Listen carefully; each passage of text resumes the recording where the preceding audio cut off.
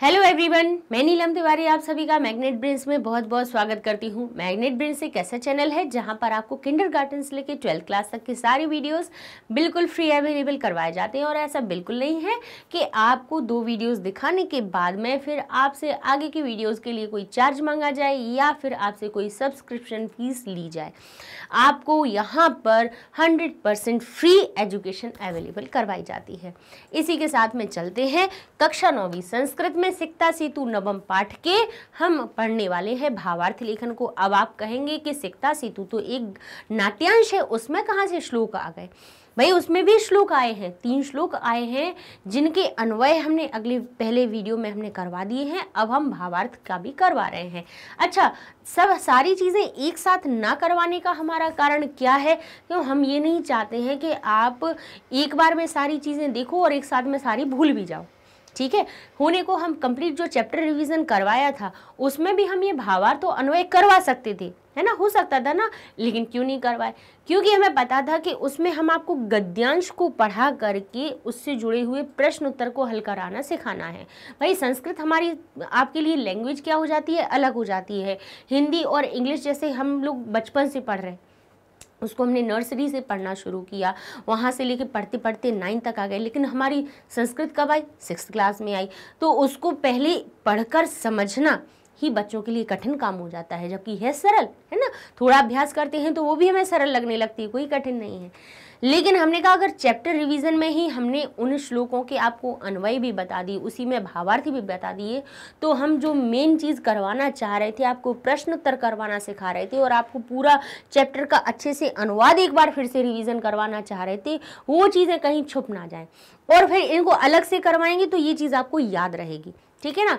तो चलते हैं इसके, हम जो 3 श्लोक आए हैं, ज़्यादा नहीं है, 3 श्लोक हैं, लेकिन आपके प्रश्न पत्र में भाई श्लोक कहीं से भी आ सकता है और अन्वय लेखन और भावार्थ लेखन किसी भी पाठ में से आ सकता है। ऐसा कहीं पे भी आपके सिलेबस में नहीं लिखा हुआ होता है कि हम 10वें पाठ से ही श्लोक के अन्वय लेंगे या 12वें पाठ के ही लेंगे या फिर किसी दूसरे पाठ के ही अन्वय लेंगे। ऐसा नहीं है, कहीं से भी श्लोक पूछे जा सकते हैं और उनका अन्वय और भावार्थ आ सकता है।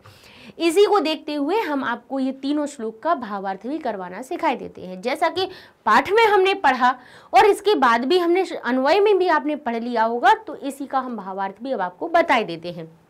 क्या बनता है इस श्लोक का अर्थ? श्लोक को पढ़ेंगे।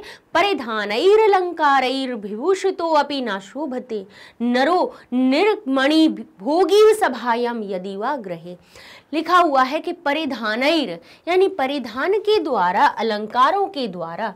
बताया था हमने इसमें आपको 2-3 बार तो हो ही चुका है अपना, लेकिन फिर भी एक बार बता देते हैं कि परिधानैः शब्द रत्व संधि का र है तो विसर्ग को परिवर्तन कर देंगे तो यहाँ से अ हमारे पास निकल आएगा। ये जो र है ना, र को हम पहले किस में करेंगे? र कहाँ से आया है? विसर्ग के स्थान पर आया है ना। नहीं तो परिधानई रलंकई का कोई मतलब नहीं निकल रहा है। परिधानई शब्द में भी जब तक हमारे पास विसर्ग नहीं लगेगा तब तक तृतीया विभक्ति का अर्थ नहीं निकलेगा। तो इस अगर र को हम तोड़ेंगे तो र और अ में क्रमशः ये निकलेगा और आधा र विसर्ग से आ जाता है रत्व संधि के विधान से। तो यहाँ पे अर्थ क्या निकलेगा? परिधानैः अलंकारैः। यहाँ पर भी ये जो र है वो भी हमारा किससे आया है? रत्व संधि से आया है। ठीक है, तो यहाँ हम क्या कहेंगे? परिधान के द्वारा, परिधानों के द्वारा यानी वस्त्रों के द्वारा और आभूषणों के द्वारा भी भूषित होते हुए भी नरह न शोभते, नहीं शोभायमान पाता है। निर्मणि भोगीव, बिना मणि के भोगीव यानी भोगी एव सर्प की भांति, सब यदि सभा में हो या घर में, चाहे सभा में हो चाहे घर में, वो जैसे बिना मणि का सर्प शोभायमान नहीं होता है, उसको सांप की दृष्टि से ही देखते हैं, लेकिन जिस सर्प के पास में मणि होती है वो अपने आप ही शोभायमान होने लगता है, उसका जो महत्व होता है वो बहुत बढ़ जाता है। तो इसी प्रकार से विद्या भी जो होती है वो मणि की भांति होती है, जो मनुष्य को सुशोभित करती है। वस्त्रों और आभूषण से व्यक्ति सुंदर नहीं होता है, अपनी विद्या के द्वारा वो सुंदर बनता है, अपने गुणों के द्वारा वो सुंदर बनता है। तो जैसे कि भावार्थ में अब हम इस चीज को लिखेंगे, अन्वय में तो क्या होता है? उन्हीं शब्दों को, ये जो सारे शब्द में जिस श्लोक में लिखे हुए हैं उनमें छुपे हुए हम क्या करते हैं? संधि से जिन्हें जोड़ा है उन्हें अलग अलग कर देते हैं, ठीक है ना। तो जैसे यहाँ पर अगर अलग अलग किया जाए तो क्या निकलेगा, परिधानैः, यानी परिधानों के द्वारा, तृतीया विभक्ति बहुवचन की इसमें क्या लगी हुई है, हमारी विभक्ति। अलंकारैः, परिधानैः अलंकारैः विभूषितो, और विभूषितो अपि में भी ओ की मात्रा उत्व संधि से आई है। भूषितः अपि न शोभते,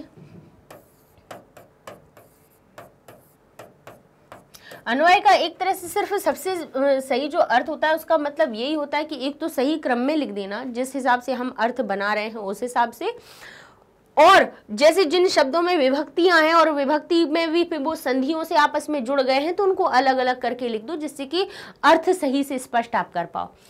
यहाँ नरो, नरो शब्द भी जो ओ की मात्रा है विसर्ग की उत्व संधि से आई है।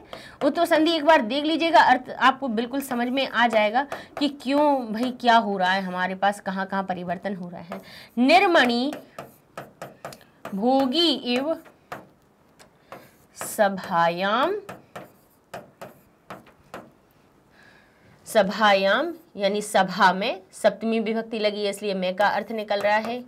यदि वा गृहे, घर में भी सप्तमी विभक्ति लगी है, सो यहाँ पे हमारा मैं का अर्थ निकल रहा है। इसका अर्थ क्या निकल रहा है कि परिधानों और अलंकारों के द्वारा भूषित होते हुए भी नर बिना मणि के सर्प की भांति, ये चाहे वो सभा में हो या घर में, ना शोभते, शोभायमान नहीं होता है। जब भी अन्वय लिखें तो शोभते को सबसे अंत में लिखिएगा, ठीक है, और आपका इस तरह से अर्थ बन जाएगा, ठीक है। भावार्थ, ये तो अन्वय बन जाएगा। भावार्थ क्या निकलेगा, अस्य भावो अस्ति, किस प्रकार से भाव लिखा जाता है, यानी पूरा इसका भाव क्या आ रहा है, किसका महत्व बताना चाह रहे हैं, विद्या का महत्व।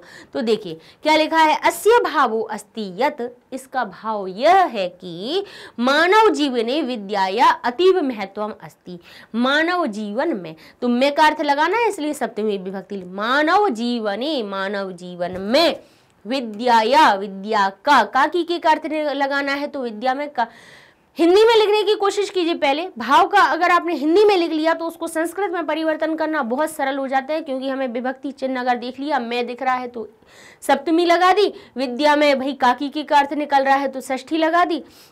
इस तरह से भाई भावार्थ करना भी बहुत सरल होता है अगर हम हिंदी में उसका भाव जानते हैं तो। अस्य भावो अस्ति यत्, इसका भाव यह है कि मानव जीवने विद्याया अतीव महत्वम अस्ति, मानव जीवन में विद्या का, विद्यायाः अतीव महत्वम अस्ति, यथा, जिस प्रकार से सर्पः मणिं बिना कदापि न शोभां प्राप्नोति, सर्पः मणिं बिना कदापि न शोभां प्राप्नोति, तथैव वैसे ही सुंदरैः वस्त्रैः, सुंदर वस्त्रों के द्वारा, आभूषणैः या आभूषणों के द्वारा, सुसज्जित पुरुषः अपि, सुसज्जित पुरुष भी, कदापि कभी भी, विद्या बिना सभायाम शोभा ना प्राप्नोति, यानी कभी भी विद्या के बिना सभा में, यहाँ पे हम गृहे वा भी लिख सकते हैं, गृहे वा, या घर में शोभा ना प्राप्नोति, शोभा को प्राप्त नहीं करता है, ठीक है। ये इसका भाव निकल आएगा, ठीक है। अन्वय कर लिया तो उसी का हमने अर्थ लिख लिया। और भावार्थ लेखन जो आता है, जैसे किसके बारे में बताया जाए, जैसे आपकी परीक्षा के बारे में बताया जाए तो परीक्षा में भावार्थ लिखा हुआ रहता है, बस बीच में क्या होते हैं, शब्दों को हटा दिया जाता है। और देखिए उन शब्दों को आप तभी भर पाएंगे जब आपने सही ढंग से अर्थ सीखा होगा तब, है ना। तो अर्थ ध्यान से समझ लीजिए, फिर अपने आप समझ जाएंगे आपके कौन सा हमारा शब्द कहाँ से गायब हुआ है।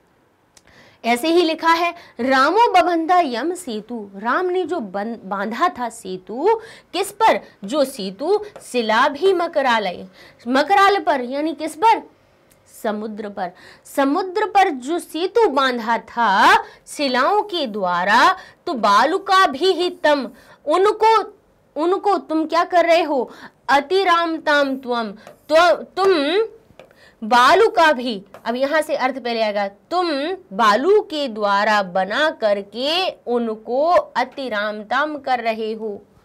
तुम तो उनके आगे और आगे जा रहे हो, तुम तो और उनका अतिक्रमण कर रहे हो, उनकी मर्यादा का ही उल्लंघन कर रहे हो।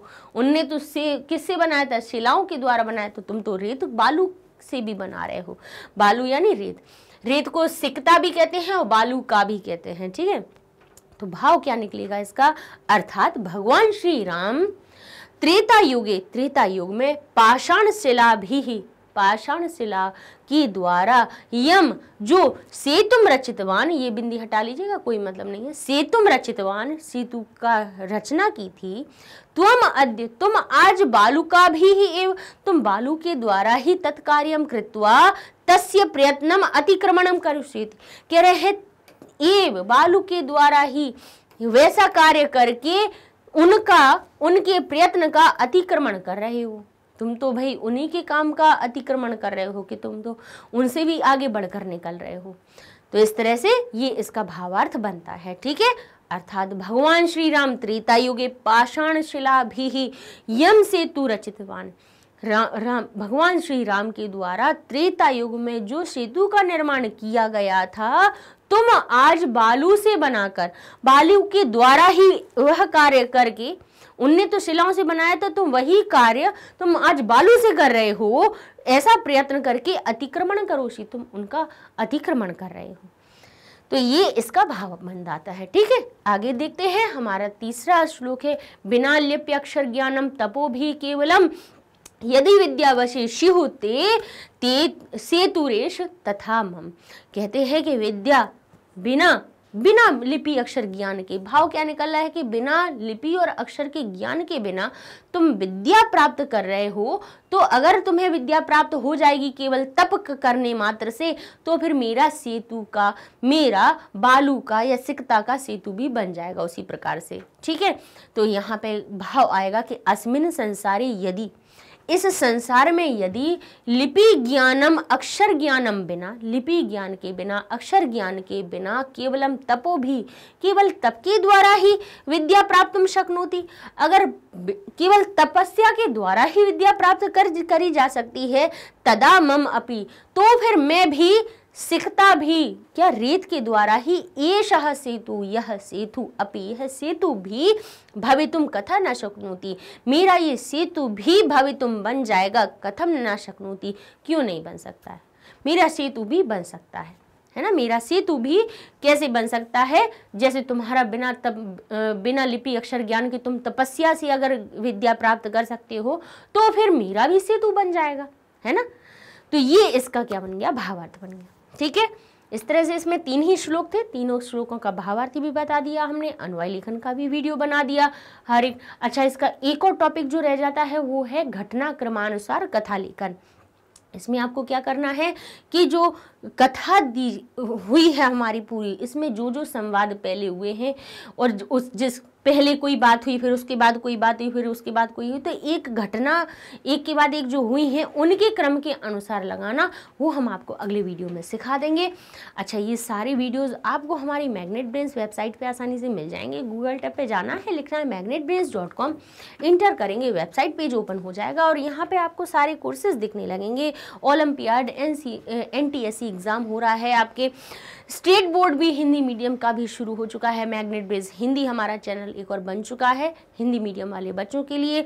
यहाँ पे इंग्लिश मीडियम में सर्च किया तो यहाँ पे आपको सारी लिस्ट दिखने लगती है कि किंडरगार्टन से 12th क्लास तक के वीडियोस तो हैं ही, आपके जो सब्जेक्ट से रिलेटेड, साथ साथ में टर्म 2 एग्ज़ाम आएगा उसके लिए भी है, एग्जाम्पलर है, 1 शॉट रिवीजन है, सब चीज़ें यहाँ मिल जाएंगी। 1 शॉट रिवीजन पे आप जाते हो तो यहाँ पे 1 शॉट रिवीजन के वीडियोस आपको सामने दिख जाएंगे कि किस किस सब्जेक्ट्स के 1 शॉट रिवीजन आपको अवेलेबल हैं। बाकी तो सभी बन ही चुके हैं।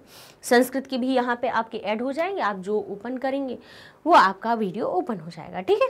इस तरह से, और मैग्नेट ब्रेन्स हिंदी चैनल हमारे हिंदी मीडियम वाले बच्चों को भी शेयर कीजिए, बताइए उन्हें कि भाई मैग्नेट ब्रेन्स पे जाके जब फ्री एजुकेशन मिल रही है तो यहाँ वहाँ सब्सक्राइब करने के पैसे आप क्यों दे रहे हैं, क्यों यहाँ वहाँ अपना भाई समय भी जाता है और साथ साथ में पैसे भी जाते हैं। जो चीज़ फ्री में मिल रही है तो उसका लाभ लेना ज़रूरी है ना, वो लीजिए, ठीक है ना। तो पढ़ते रहिए मैग्नेट ब्रेन्स के साथ में। मिलते हैं नेक्स्ट वीडियो में। इसी पाठ का घटना क्रमानुसार जो कथा लेखन का हमारा टॉपिक है उसको हम कंप्लीट करवाएंगे। तब तक के लिए धन्यवाद।